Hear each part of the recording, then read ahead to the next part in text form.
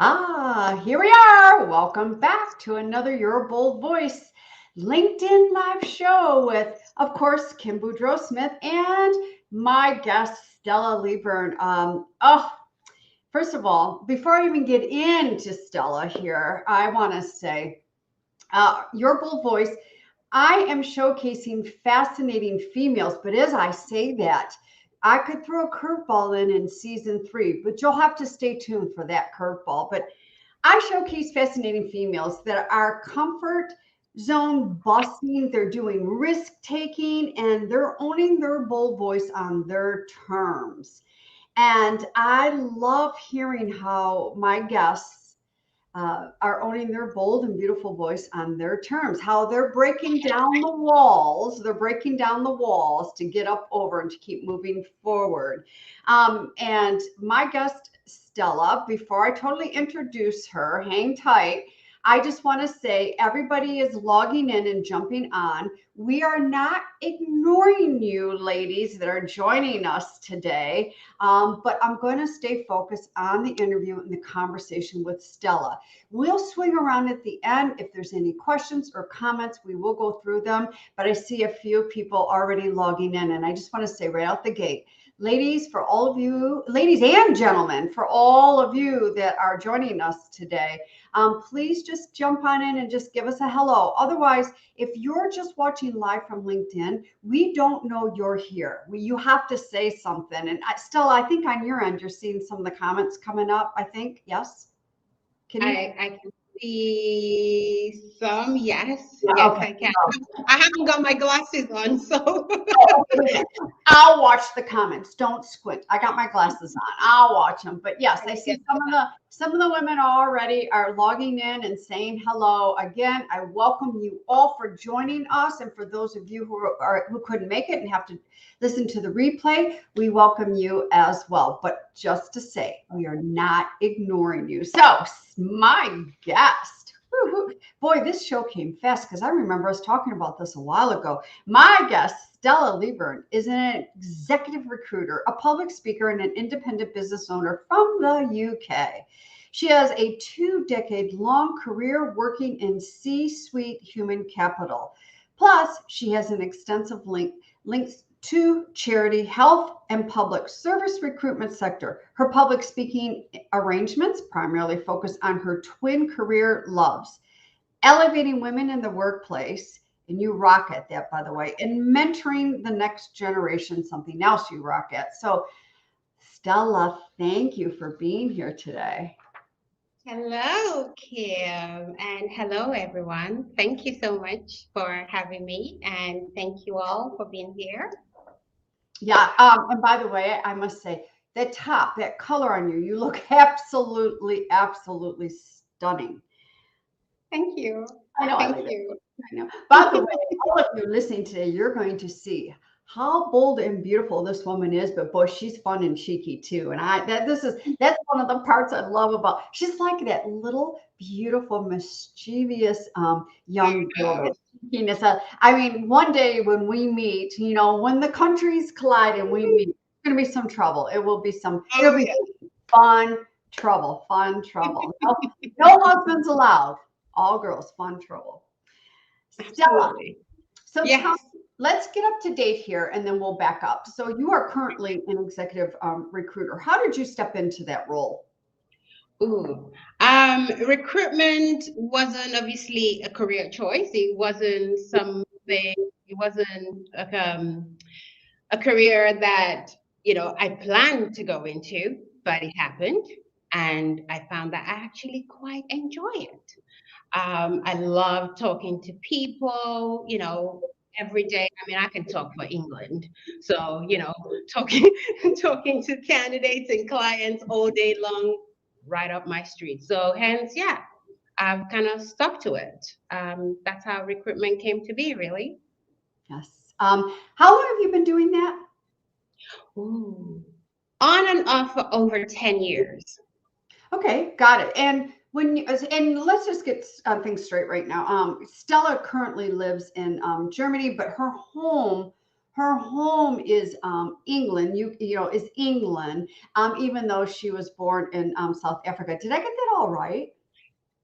You got almost all of them right. I was born in West Africa, in West Africa. Nigeria. Yeah. Excuse me. That was I'm I know we've talked about South Africa so much that I can see where you kind of, yeah, but West Africa from I need a Nigeria. map of Africa so I can get it, north, south, east, and west, middle of it. Because I've been in the middle, not the exact middle of the country. I was in Rwanda, which is I'm Ooh. making a mitten like Michigan because Michigan's a mitten. Let's stop that. I was up over here in Africa, but yes, I need to learn my directions of where things are and stuff like that. So go back to London. No, no, don't literally go back to London, but take us back to London because you owned businesses in London.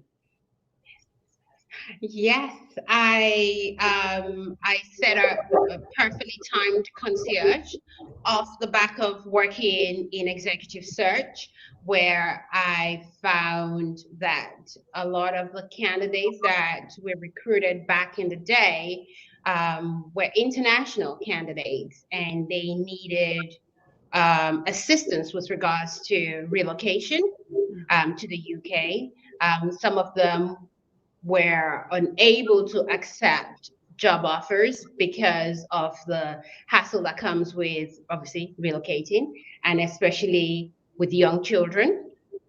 So I used to do some research for the candidates, find them somewhere suitable to stay, schools for their children, and things for the partners to do, whilst they settle in.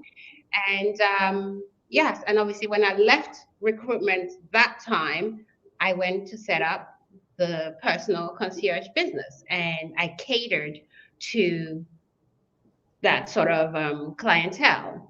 And that's where the business is called Perfectly Timed Concierge. That's how that business came about. And obviously, since COVID, no one's been traveling anywhere much. And I've been stuck here in Germany trying to get away, but I can't. So, in the last year, almost two now, I started thinking about other things that I could, be doing. And, you know, I thought, I don't know, start seriously considering making my coaching business, taking it to a professional level. Because obviously I used to coach, mentor friends, family, colleagues, and also candidates as well, because I had a lot of times when candidates before interviews, I'm sure as many of us would have gone through, the nerves pre-interviews. No matter how senior you are, everybody gets it. Well, And you yeah. know encouraging and sort of like giving candidates the confidence to go ahead and highlighting their good points and things they should say for during certain questions at interviews. You would think these senior, these C-suite people already have all these things nailed down. They're all humans like the rest of us. So I found that I was able to give them the confidence that they needed to push through. Yeah, move absolutely move forward. Yes, I've always wondered that. My husband's not in an international company, or his business is national, and he does do some well, he did do some traveling, and eventually that will happen again. But I've always wondered people that are working for companies that are international here, based in the United States, and then they are transferred over, like to Germany. I mean, because the big, well, first of all, the big three, Ford, Chrysler, GM is right here in my backyard. I live in a suburb of Detroit. You have Mm. people coming in from other countries working for them, or manufacturers for the big three, or they're getting, transferred out. And I've always wondered, especially when you're in tow with children, changing schools and all that, how do it's like, where do I go? What area do I live in for, if I have a family, and what school districts, and, which I know it's the same here, but when you're going to a different country, not to mention, you all drive on the wrong side of the street. Let's just get that.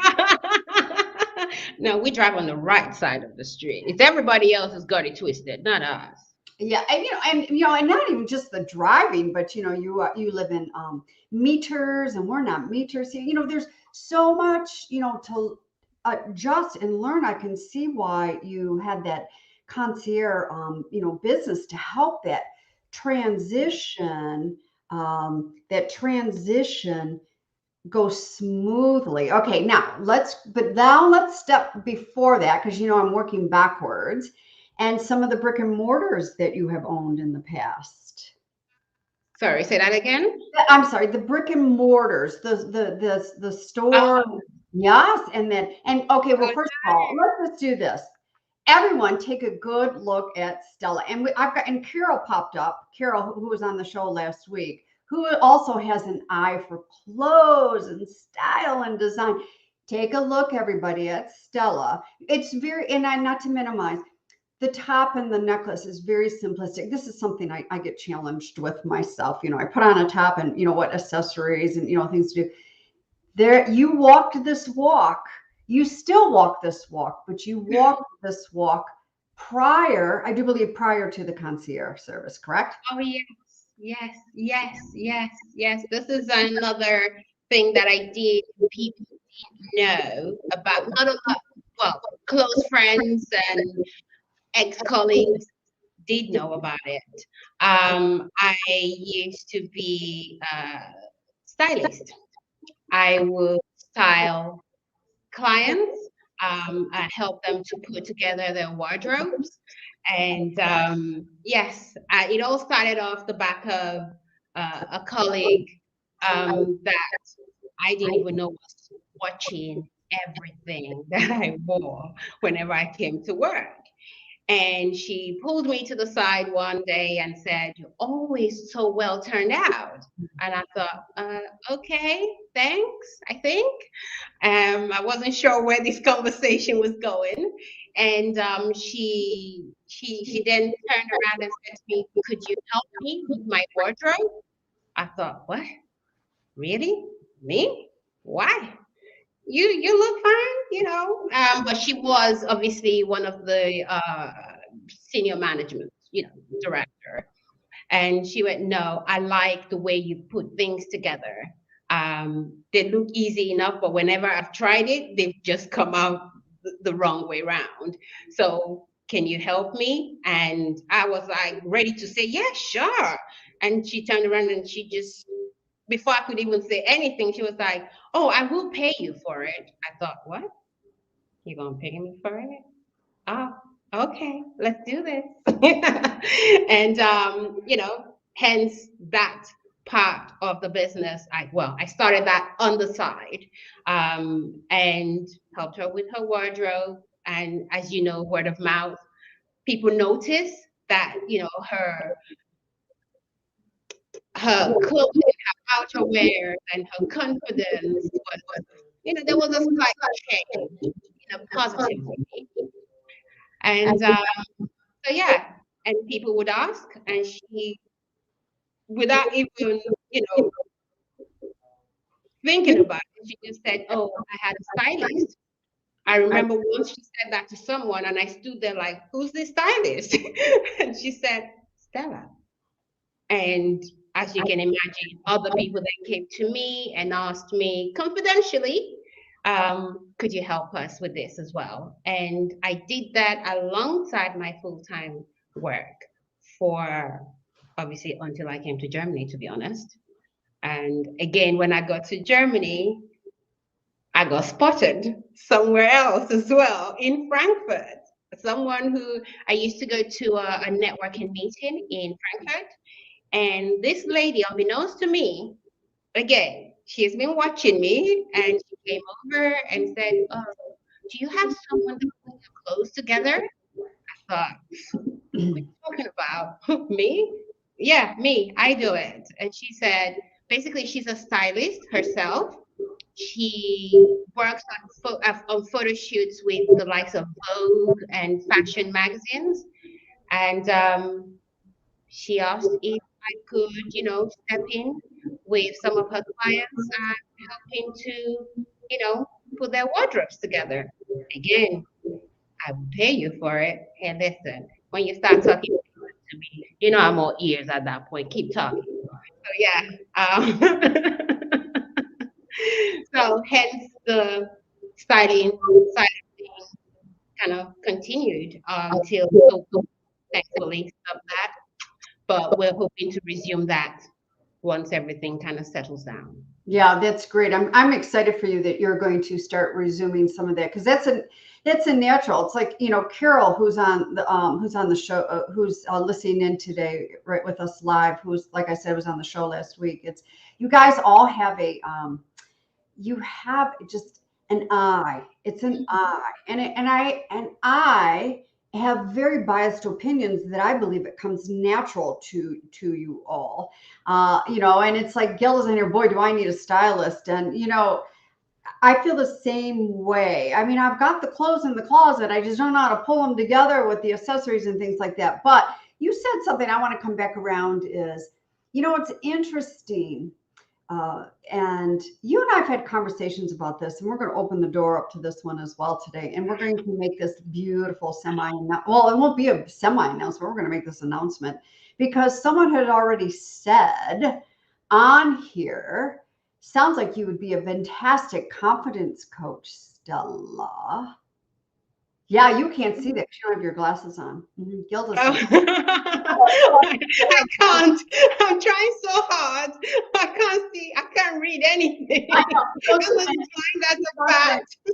I'll see it for you. Don't split. Anyway, let's talk a little bit about the confidence before we start jumping into bold voice and how you're owning it all and everything, and that one pivotal moment when you were younger and things like that. But that confidence thing, yeah, we do feel better when we are pulled together with our wardrobe or the hair or however the makeup is going for the day, or even if it's just a, wham, bam, let's go, brush a mascara, a little bit of lip gloss and, throw on it. I mean, there's ways you can do it. And there's ways you can really, depending upon what the circumstance is. But I'm a proponent and a believer that confidence has to start from within. And then I mean, like when we get off this show today, if Stella lived next door, she would be loaning me that top and that necklace for a presentation. It's, unless I feel confident, it doesn't matter what you put on me. I could still be like sitting here going, oh my Lord, Stella, and we'll pull Carol into this too. You guys have got me decked and looking so good, but I don't feel right. I'm not feeling right. I believe, whether it's red sole shoes or, that stunning dress suit, whatever, unless we're rocking it from the inside, it doesn't matter what we put on. Our body language is going to show up. Do you agree? Oh, absolutely. If someone is not feeling, I mean, what I tend to do when I style people or I work with them, when I work with clients, I normally ask questions. It may seem basic, it may seem, why are you asking this? It doesn't matter, just put the stuff together and I put it on. And exactly what you said, I can put the stuff together, but if you can't pull it off, it will look off on you. You need to be comfortable with what you're wearing. If you're not comfortable, there's really no point. So I tend to ask my clients what colors they're comfortable in. I know not everybody is into, I love me some colors, I like bursts of colors every now and again. If you find me in anything that's not colorful, something is wrong. Something is wrong, you know. So I ask clients what colors they they don't feel comfortable wearing. And then I take it from there. What styles do they like? The look of what feels good for them, and also it depends also on where they're going and the sort of impression they want to give as well. And that matters because there's no point saying I want to be dressed up, be the boss lady. If I put you in a boss lady outfit like Stella would do, you might not be able to pull it off. So I tend to go with people's personalities and and obviously their likes and what they're comfortable with. So on that basis, whatever I then put them in will be something they already like and feel comfortable with. And that just on the outside, then just it just, I don't know what's the word I'm looking for. It just creates Exude. We exude. it, It pours out of our it, pores. Yes. exactly, so it exudes that, and the confidence comes from within. If you're feeling good, obviously you're eating well, you're sleeping, you're exercising, you're feeling good. Believe me, you could wear a beanbag and you will be rocking it. It won't matter what you wear. If you're feeling good, have you ever seen someone walking on the street and it just looks like they're on cloud 10? They're just like, yeah, I got this. You look at them and think, I want to know what she had for breakfast. When you look at some people like that, not that they're wearing anything fantastic on the outside, it's what they're thinking, their mindset, what's going on inside of them. That's what you're seeing on the outside. That's what they're exhuming. And, you can imagine you're feeling that good on the inside, and then, oh, it's priceless. Yes. So, yeah, it's all about, it starts from how you feel about you, your mindset, Yes. your health, and then the rest on the outside, that's easy. I can work with that. But the mindset and every other thing, those are the first things that I feel, um, they're the first things that I like to work on with a client. Yeah. That's the mindset. Mindset rules. Mindset's key. Mindset is vital. If we're telling ourselves languaging like, oh, I'm too fat to wear that, or I'm too old, or I'm too this, I'm too that. Well, hello, I'm going to lean in for everybody that is on here. And we have a lot of people making comments. I'm going to lean in. You will be that because you are convincing yourself of that.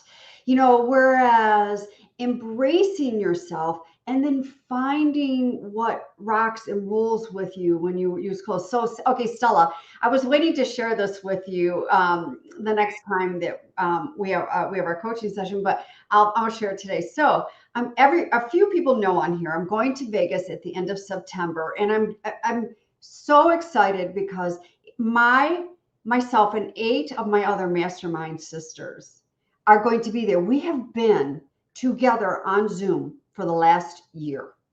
We're all going to be there and meet in person. Well, I'm giving a 5-minute mock-up TED Talk. So we got the email, and in that email from my coach, she said, okay, here's the color of the background with her Moxie logo all over it. I know her colors.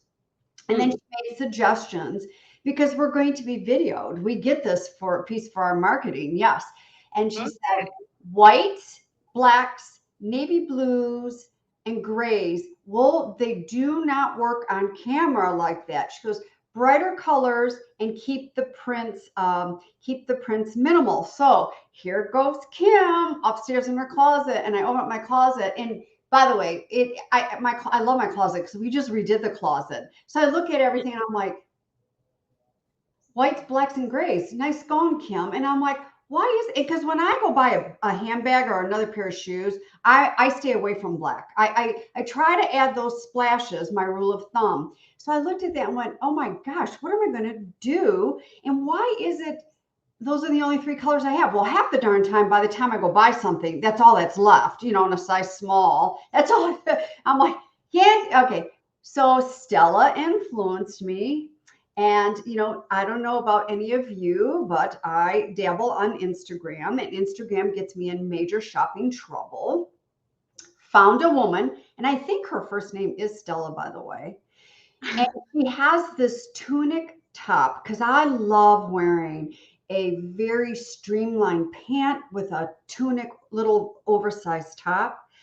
Mm-hmm. This top, the collar, I haven't gotten it yet. I just ordered it. Looks like that. And I want you to know, I was staring at that white and I was staring at the black, and I'm like, oh, I want it in white and black. And I'm like, gosh, Kim, let that go. I bought a peacock. I bought a very light blue, and I also bought a coral to see what colors will look good with the blonde hair and everything like that. So I stepped out of the comfort zone, and I'm working on getting a little bolder with getting accessorized with jewelry. I'll be sending you pictures, Stella, all the way over to Good, Tampa. good, good. I can't wait. I can't wait to see them. Can't Yeah. wait. Yes. So let's stay here for a minute. That healthy mindset, that confidence, because as you know, what I do for a living, I hear so many women, and by the way, this seems to be a theme. I think we are leaving August, entering into September, real quickly here within the next 24 hours. And I'm hearing a lot of women struggling with confidence. And my big thing is, if we don't have that healthy mindset and a healthy dialogue with ourselves, we are just chipping. We've got that shovel and we're chipping away at that confidence. So I always swing around and saying, why? Why? Okay, first of all, why beat yourself up? Because if you really want some negativity, go turn on the TV and listen to the news. Absolutely. There's plenty of that these days. So yeah, absolutely. And it's really owning yourself and really embracing that bold voice. So I'm going to switch this around. So Stella, Mm. share with us a time when you really had to embrace yourself, really start bringing that bold voice on, and bring those walls down, to step over, to move through. Share with us a time when you had to own that and step into that. Okay. Well, coming from Nigeria, at the age of 4, 5, my father sadly passed away, and I left my birth mother and my siblings and went to live with my uncle and his family in another part of Nigeria. So I had to learn another language altogether. Well, I say language, it's another dialect, but it's equivalent to another language because if you're coming from there to there, they don't understand each other in the same country. So, 5-year-old speaking one language, moving to another city, having to learn a whole different language. And at this time, of course, I didn't speak English. So, English is not my first, nor my second language. It's sort of my third. Yeah. So, I went to live with my uncle and his family. And obviously went to school. I was a good girl. Okay. Some people might beg to differ on that, but I was a good girl. Okay. I did what I was told to do. I passed all my exams. Borderline high achiever. I know. Because I wanted to please my uncle. I didn't want him to feel disappointed that, he's brought me to live with his family and I'm not, doing well. So I did everything. I was in debating society. I did good. Fast forward 13, 14, we moved to the UK, and I was now left with another relative. But unfortunately, these ones, they, for one of a better word, my time with them was not ideal. It wasn't perfect. It felt as though I was living in the belly of the beast.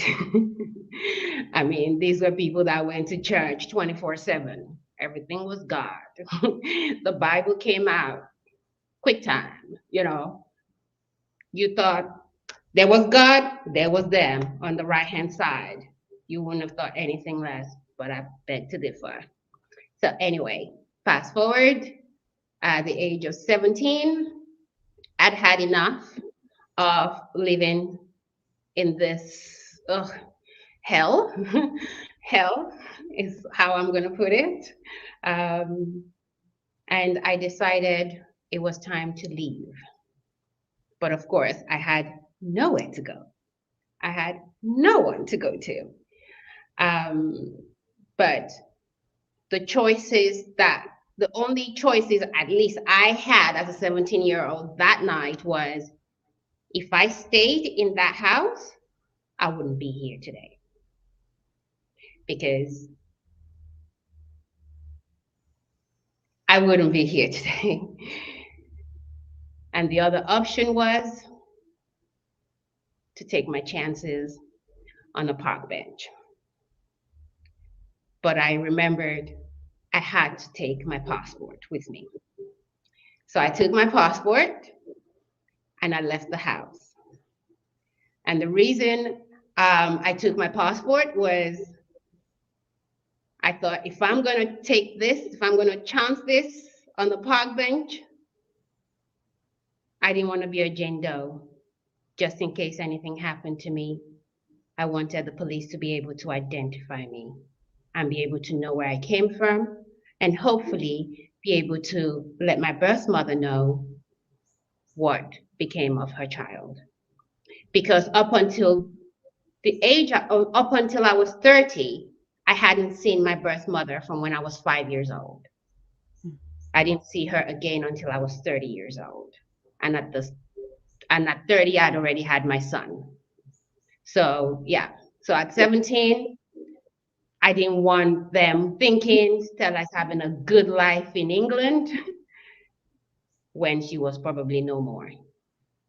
So I wanted to make sure that they were able to identify me. But thankfully, I'm here today. I can identify myself, and I can identify myself. And I don't know, want to cut a long story short, I figured my way around with the help of some friends, and obviously being very determined, because if I didn't sleep in the park that night and I'm not a Jane Doe, I needed to prove something to people out there that they couldn't break me. And I was here to stay. Yeah. And that was my motivation. So Stella, you did not spend the night on the bench that night. No, thankfully. Yeah. You know, it's interesting.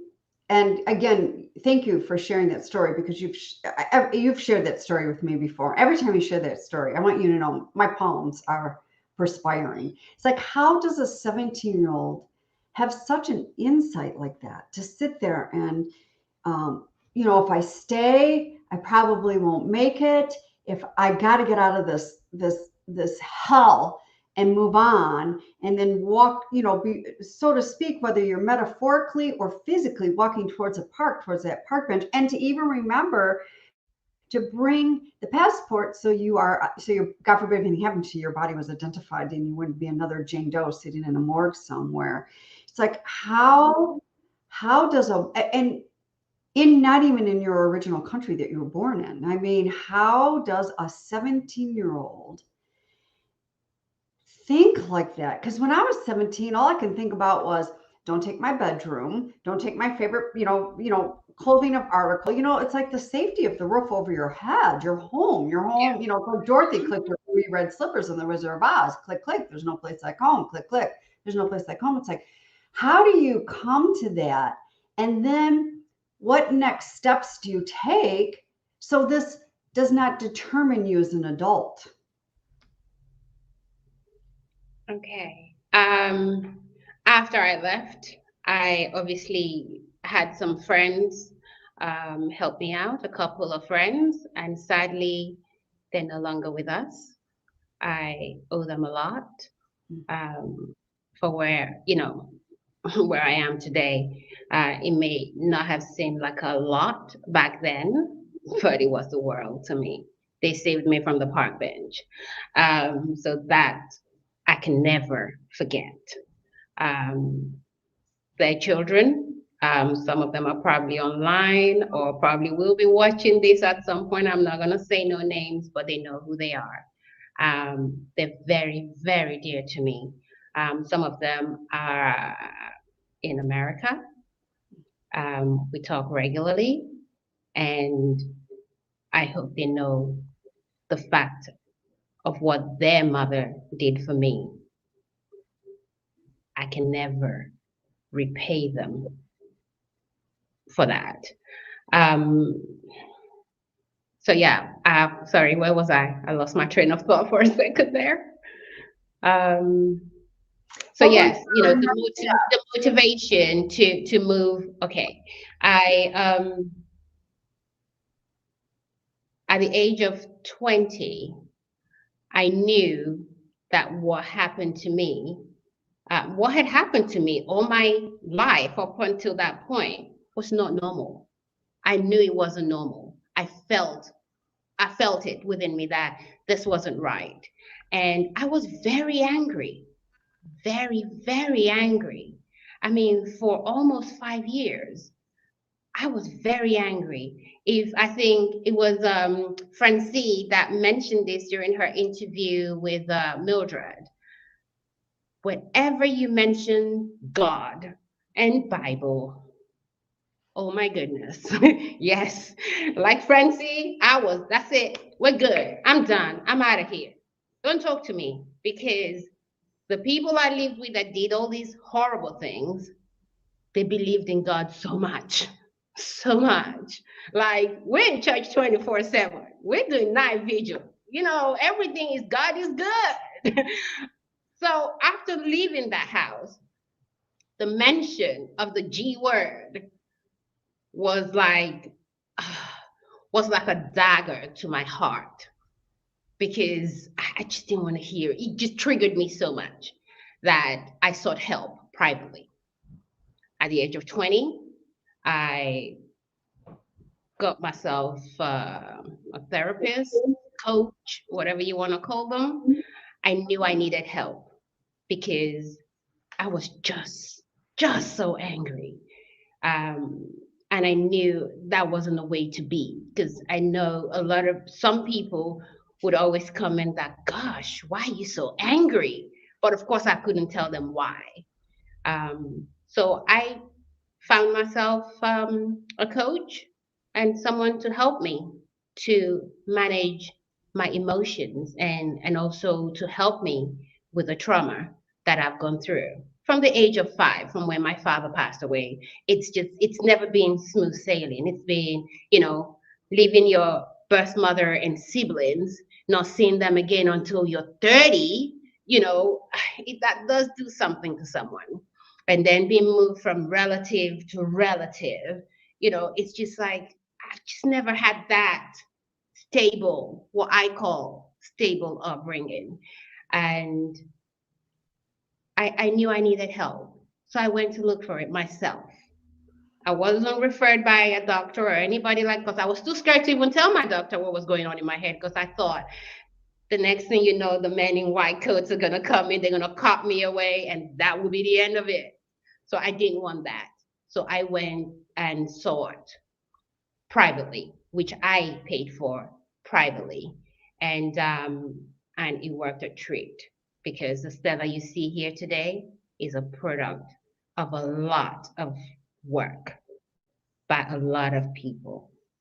Some paid, some professional coaches, some are, you know, friends that I've made over the years, and some relatives as well.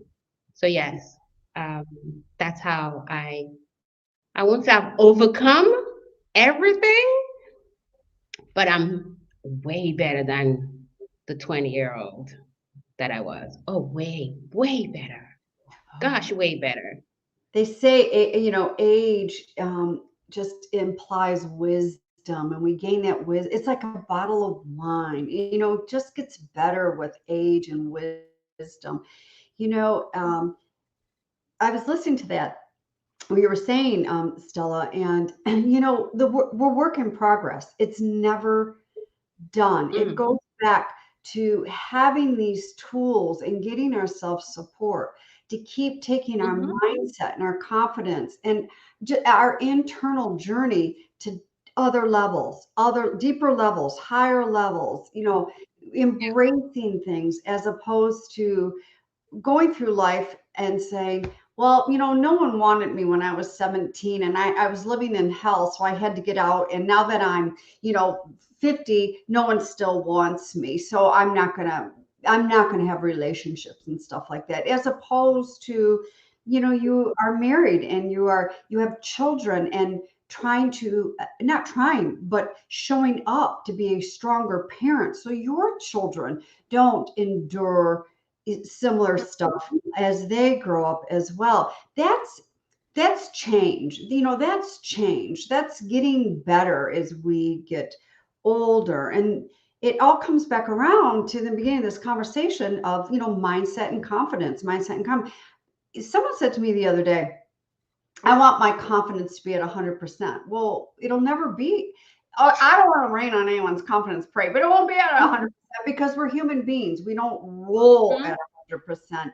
85% I'll take, and then maybe tomorrow, because tomorrow morning you wake up and the night before you just had an off night's sleep because of whatever, the confidence Mm-hmm. is going to be lower. Or you missed a couple workouts, the confidence could be compromised a little bit. Or I don't know, you woke up on the wrong side of the bed, so to speak, and you're tripping over your words. Oh my gosh, I had an internet radio station. I was on radio all the time. I can remember the consistency of those radio shows, and just tripping over those words, going, oh, I'm just having one of those type of days. We're human. We have those type of days. Me, I love when women show up. And the first thing is look, I raise my hand. I'm struggling here. And here are my challenges that I'm struggling with. Awareness, number one, is the first segue to shifting the mindset and drinking the cup of confidence. Mm-hmm. Absolutely. Absolutely. You need to be aware of what you're feeling and why you're feeling it. Mhm. And that's where I always say, check in on yourself. You know, take a good hard look in the mirror because a lot of the time we don't want to see what's in the mirror. So we gloss over it. You just dash in and out of, not really taking a proper look. I had to do that from the age of 20. So when people, who meet me say, oh gosh, you're so confident. I love the way you carry yourself. I love everything about you. I inside my head, I just go, thank you, Kathy. Thank you, James. To all the coaches that I've had over the years, I I mentally thank them because wow, yes. If they had met me 20 years ago, oh dear. You step on my toe, you're gonna know about it. I'm going to remember that. You step on my toe, you're going to know about it. I like that. Oh yes. How is your relationship with God right now? um, we're comfortable. We're comfortable. Hmm, we're comfortable. I mean, I'm comfortable enough that, today you can talk about God in front of me. I won't disappear. I won't leave the room. Um, I don't necessarily have to say anything if I don't feel like it. But be rest assured, if you're talking a whole lot of nonsense, ah, I'm gonna call you out on it. I won't hold back. If that means I'm going to hell, hey, bring it. Bring it. I've been through hell already. So hey, what else you got? So my relationship with God, I think we're okay. We're okay. I wouldn't say I go to church every Sunday, but I do believe that there's a power out there that's greater than all of us.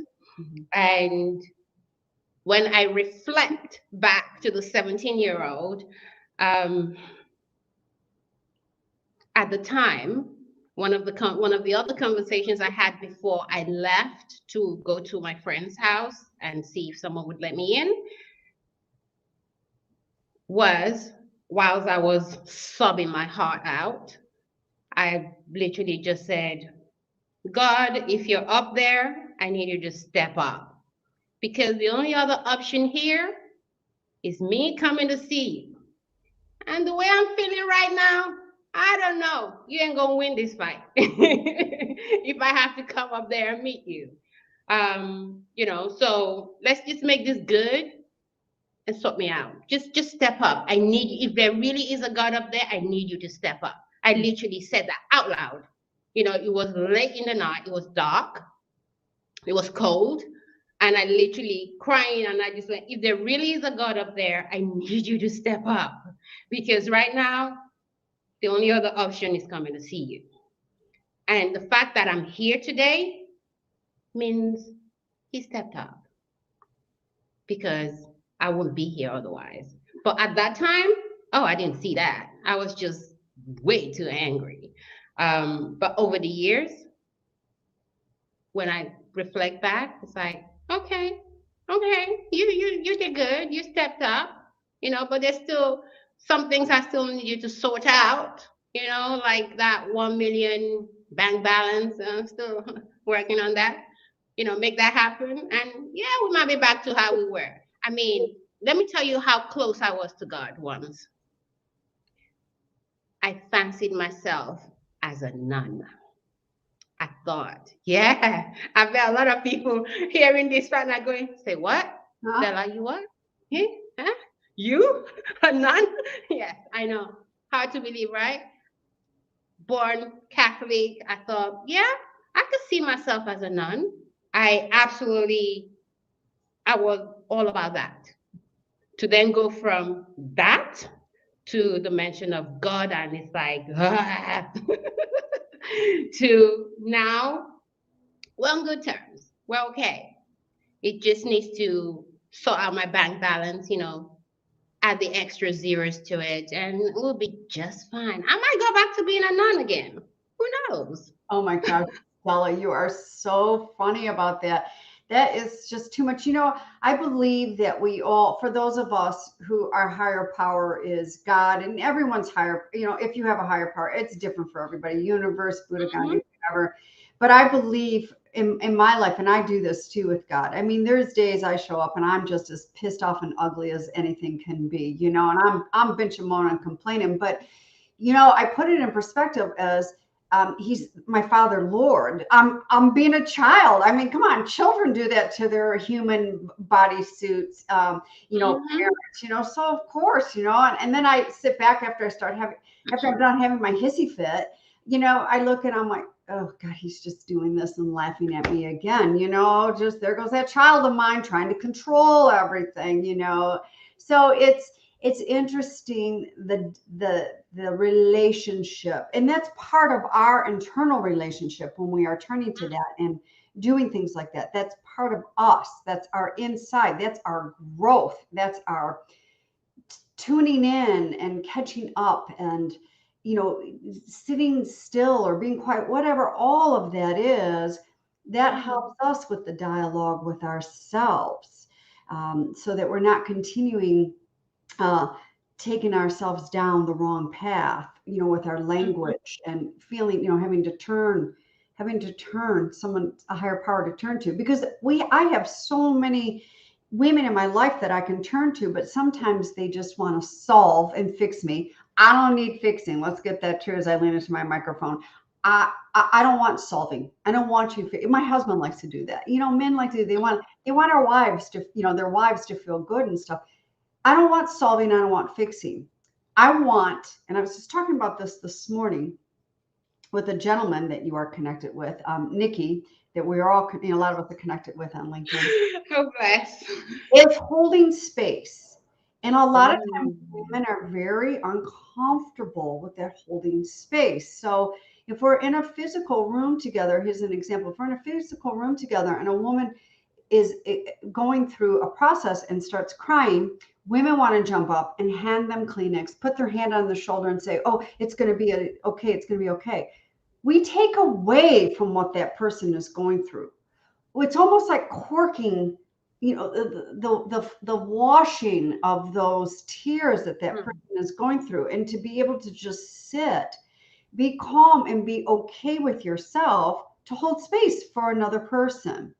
It's a very tough, tricky thing. And I believe that you're very good at doing that. And also, too, you're very good at pulling in, some humor and that cheekiness, and also that compassion. There's another C word for you, Stella.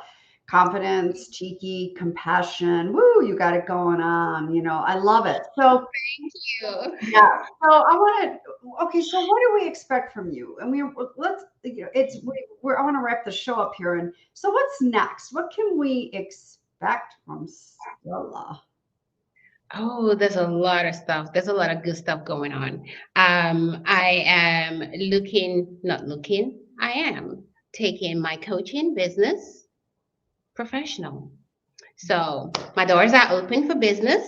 However, obviously my website, there's still some work going on in the background. So if you type in stellaleaburn.com, there's a holding thing going on in there, but not for long. There's a lot of good stuff going on. There's a lot of rebranding.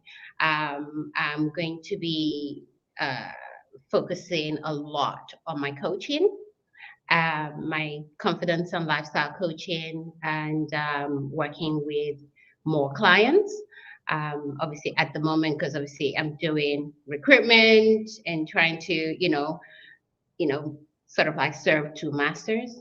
So, but I want to start focusing more on the coaching side of things, and making that my main master. Your main master, I love that. We can have a both hand as opposed to an either or. And if Gilda is still on here, Gilda, I hope you caught those words, what Stella just said. Her confidence and lifestyle coaching. Also, we are working on ramping up you're taking your story, ramping that up and pulling that into a signature talk. And you're doing a lot of things, Stella. A lot. There's a lot Behind the going on. scenes. Yeah, there is a lot going on for you. So I would love to hear from you, your last words. What are some of your last words here today? Your bold words that these women listening out there can take away. Okay. Whatever you're going through right now, if you have no one to talk to, or you feel there's no one to talk to, call me. Drop me a DM. I'm always happy to have a conversation. A quick virtual coffee. Obviously, we're probably in different parts of the world at the moment. And for those in the UK, you'll be seeing me pretty soon. And if you feel, you need someone to talk to, bounce ideas off, give me a call. Let's talk. Don't feel like you have to struggle on your own. There's no honor in that. Uh, I had to do that, and I want to. It's not a good place. You can push through, don't get me wrong, but it's a lot harder than when you're talking to somebody who's already gone through exactly what you're going through. They can empathize. They have, I won't say shortcuts. They have, they can guide you through, because sometimes it's not about finding shortcuts. It's just walking through and having someone beside you, someone to hold your hand, someone who understands, someone who's not going to judge you, because they know how you feel, and you don't even have to say too much to them about what you're feeling. That always makes a huge difference. To me, back in the day when I worked with other coaches, it's just understanding me and letting me be. I want to be that for other people. I want to be the friend, you know, the sister, the person that you wish was yours. You can call me. Um, I want to be able to, give people the confidence that they need to get through whatever they're going through, and reassure them that if this African girl that couldn't even speak in English, yes, I said it. Gosh, I can't believe I'm saying this out loud on the internet. That English wasn't her first or second language. If she, the girl that was homeless and was a night away from sleeping on the park bench and was petrified about being a Jane Doe, if she can come through all of what she's gone through and be here talking to you today, you can do it too. Mm-hmm. You can do it too. It may look hard, it may feel hard right now, but anything is possible when you have people on your side. So don't feel you have to struggle alone. There's no honor in that. I wish I knew back then to speak up sooner. Then a lot of things that I went through, I wouldn't have gone through them. Mm-hmm. Yeah. So please do speak up. I think that's one of my biggest heartbreaks is hearing a woman who is alone in silence, facing, struggling and facing issues and challenges. And that's why I'm going to say to everyone listening, it is so important. It is so important to share your story. And it doesn't have to be a step away from a park bench type story from homeless and rags to riches. Absolutely not. Our stories is the human experience and the human connection. And this is when other human beings realize, oh my gosh, I am not alone, because that aloneness takes you into a rabbit hole. And I'm going to tell all of you on here, takes you into that rabbit hole. Boy, you get down to the bottom, it is hell trying to get out by yourself. And it's so if you are facing any type of challenges, reach out to Stella here on LinkedIn, reach out to me as well. And by the way, all these women on here today, as I'm looking at all the comments, make sure you are all connected. If you are not, get the connection going on LinkedIn. Stella, thank you so. It's been almost an hour. Do you believe how fast that went by? Wow. It went by Wow. so Thank fast. you. Yeah. Thank you. Thank you for having me. And thank you everyone for, for being here. And, if I can be of any assistance to you, with regards to your confidence, hey, I'm your girl. Give me a call. And of course, if it's to do with recruitment, hey, bring it. Absolutely. Thank you, Stella. And I want to close with, be bold enough to listen to your heart and more so to follow it. Your heart has always known exactly who you are, what you are made of, and what you are made for. Your heart has always known that you were meant for so much more and that you deserve to live feeling free. Start listening to your heart. It has always known the way. I leave all of you with, start pulling down those walls. Get yourself support so that you can climb over the walls and get through that lack of confidence and the pushback of the low self-esteem. And that, as I call her, the hag in the attic, that inner critic. Reach out, pull in the tribe, pull in the community. And I want to thank everybody and all these beautiful comments.